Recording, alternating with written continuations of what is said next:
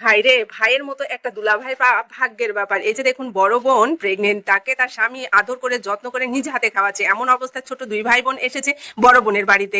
আর বড় বোন তাদেরকে দেখে খুবই খুশি হলো, আর হাতে মিষ্টি দেখে তো আরো খুশি হলো, এবং তাদেরকে জিজ্ঞেস করলো যে কি খবর, তোদের হাতে মিষ্টি, কোনো সুখবর আছে কিনা। তখন দুই ভাই বোন বললো যে আপু, আমরা পরীক্ষায় অনেক রেজাল্ট ভালো করে পাশ করেছি। তখন বড় বোন তাদের রেজাল্ট শিট দেখে খুবই খুশি হলো, এবং তাদেরকে বললো, তোরা এত ভালো নাম্বার পেয়েছিস, এত সুন্দর নাম্বার পেয়ে তোরা পাশ করেছিস, অথচ তোদের মনটা খারাপ কেন। তখন ছোট দুই ভাই বোন বলল, আপু আমাদের না আম, এখন খুবই সমস্যা, টাকার কারণে আমরা ঠিক মতো বাজার ঘাট করতে পারি না, খাইতে পারি না। সেই জায়গায় আমরা যে ভালো একটা কলেজে ভর্তি হব, সেটাও হতে পারবো না মনে হয়। এই বলে মানে তারা খুব মন খারাপ করছিল। এরপর দেখুন, বড় বোন খুবই মন খারাপ করলো, এবং বড় বোন তার হাজবেন্ডকে বলল, তুমি একটু ঘরের ভিতর থেকে একটা জিনিস নিয়ে আসো। তাই বলে দেখুন, বড় বোন তার স্বামীকে একটু ঘরের ভিতরে পাঠিয়ে দিল, এই ফাঁকে দুই ভাই বোনের সাথে কথা বলবে বলে।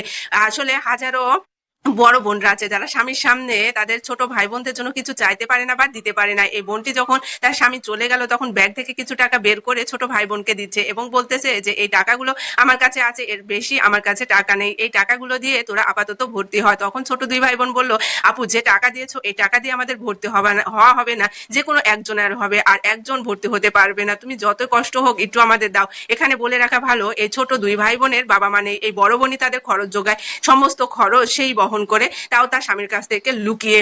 দেখুন, তখন বড় বোন বলল, আসলে তোর ভাইয়ার ব্যবসা একটু খারাপ যাচ্ছে, যার কারণে আমাদের একটু সমস্যা হচ্ছে, আর আমার কাছেও তেমন একটা টাকা নেই, যে টাকা ছিল তোদের দিলাম, আর আমাদের সামনে অনেক খরচ, বুঝতেই তো পারছি, নতুন অতিথি আসতেছে, যার কারণে আমাদের খরচ আছে। এই জন্য দেখুন, ছোট দুই ভাই বোন কলেজে ভর্তি হতে পারবে না বলে খুবই কান্না করতেছে, এর সাথে বড় বোনও কান্না করতেছে। আর এই সমস্ত কিছু দুলাভাই কিন্তু এক পাশ থেকে লুকে লুকে শুনছে। আর দেখুন, তাদের কাছে আসছে, আসার পর এরা খুবই মানে অবাক হয়ে গেল, এবং দুলাভাইকে দেখে ভয় পেয়ে চলে যেতে লাগলো। তখন দুলাভাই তাদেরকে বলল যে তোমাদের হাতে যে টাকা আছে আমাকে দাও। তখন কিন্তু বড় বোন এবং দুই ভাই বোন খুবই অবাক হয়ে গেল, এবং টাকাটা দুলাভাই কেড়ে নিল। আর কেন কেড়ে নিল, ভিডিওটা দেখতে থাকুন। দেখুন, এরপর বড় বোন দুলাভাইকে বলতেছে যে তুমি টাকাটা নিলে কেন, ওদের দাও।